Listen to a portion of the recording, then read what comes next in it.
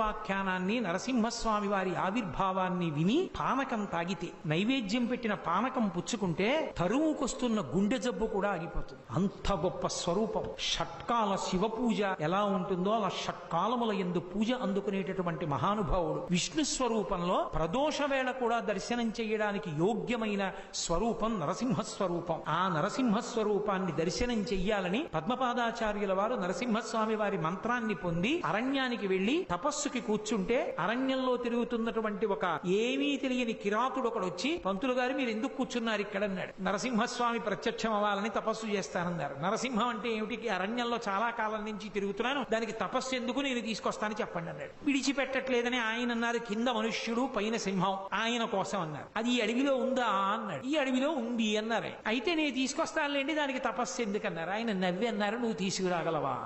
రేపు రాత్రిలోగా తీసుకురాకపోతే నా ప్రాణాలు విడిచేస్తాను